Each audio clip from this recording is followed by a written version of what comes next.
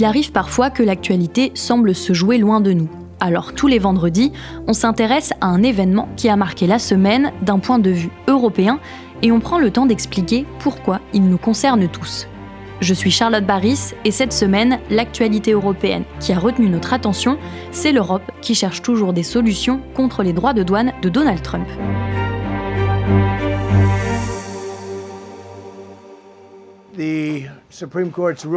Le jugement de la Cour suprême sur les droits de douane est extrêmement décevant. Et j'ai honte de certains membres de cette institution. Il y a quelques jours, la Cour suprême des États-Unis a jugé illégaux les tarifs douaniers imposés par le président américain.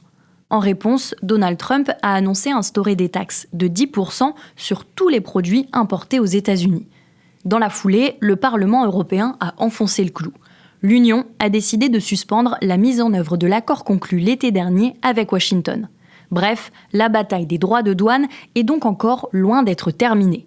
En attendant, l'Europe doit trouver des solutions pour assurer ses exportations et maintenir son économie. Alors l'Union européenne s'interroge, dans ce contexte, la Chine peut-elle être un bon partenaire ?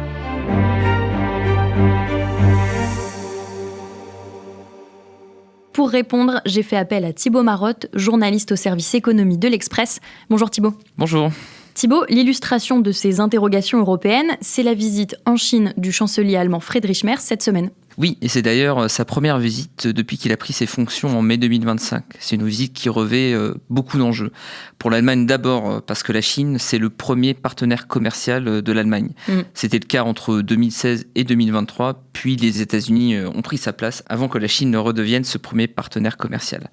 En fait, dans les années 2000, les Allemands ont bénéficié du premier choc chinois. La Chine s'ouvrait au monde, elle a intégré notamment l'Organisation mondiale du commerce, et donc l'Allemagne a pu envoyer toute sa production, des machines-outils, des voitures, des produits issus de la chimie nécessaires au développement rapide du pays. Mais aujourd'hui, on assiste à un deuxième choc qui est beaucoup moins favorable à l'Allemagne. La Chine ne produit plus du low-cost, elle n'est plus l'usine du monde, elle est montée en gamme, et notamment sur ces secteurs que l'Allemagne dominait auparavant. Et c'est la Chine qui exporte désormais plus vers l'Allemagne. Ses exportations, notamment de biens, ont augmenté de 9% en 2025, alors que les exportations allemandes vers la Chine ont chuté avec une baisse de près de 10%, notamment dans le secteur automobile qui est en grande difficulté en Allemagne.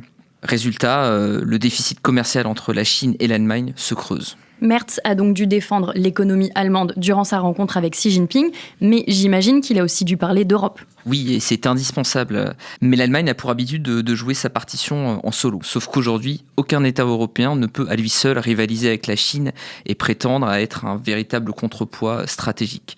Ni l'Allemagne, ni la France, ni le Royaume-Uni, seuls n'ont le poids économique et politique nécessaire. Il faut donc parler au nom de l'Union européenne en tant que bloc.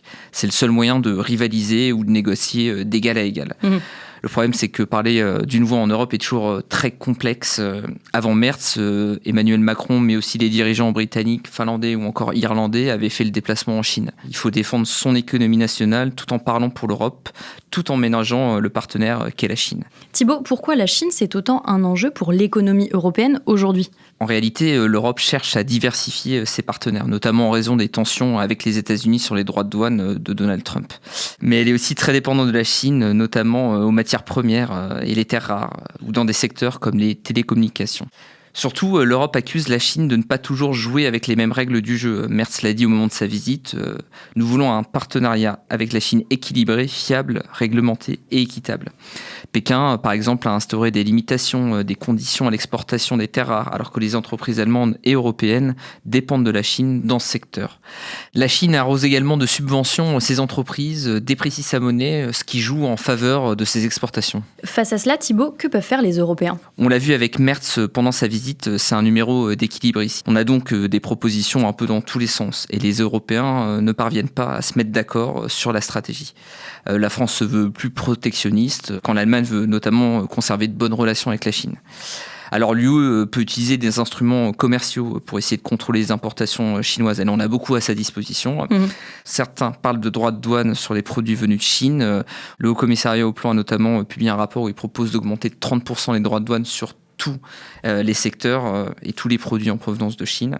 D'autres évoquent le règlement anti-coercition qui n'a jamais encore été utilisé, mais ce serait un dernier recours qui permet de répondre à des pressions économiques très fortes. C'est très complexe car en face, compte tenu de la dépendance de l'Europe à la Chine, Pékin peut prendre des mesures de représailles. On l'a vu par le passé, lorsque l'Europe avait imposé de nouveaux droits de douane sur les véhicules chinois électriques, la Chine avait répondu par des mesures de représailles. Dans le même temps, l'Europe cherche des portes de sortie à cette dépendance, tant américaine que chinoise. On l'a vu ces derniers mois, l'Europe a conclu de nombreux accords qui étaient en négociation depuis plus de 20 ans.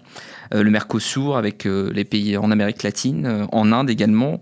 Elle cherche aussi à nouer de nouveaux partenariats avec l'Australie, avec la Thaïlande. Il y a pas mal de pays en Indo-Pacifique. Et ce qui fait que l'Europe doit trouver d'autres débouchés. Merci beaucoup Thibaut pour tes explications. À bientôt. Si les questions économiques vous intéressent, chers auditeurs, vous pouvez lire tous les articles de nos journalistes sur le site l'express.fr et n'hésitez pas également à vous inscrire à notre newsletter 13h Éco, envoyée chaque mercredi. Nos podcasts, quant à eux, sont à retrouver sur toutes les plateformes d'écoute. Pensez à vous abonner à l'Express Podcast pour ne rien rater.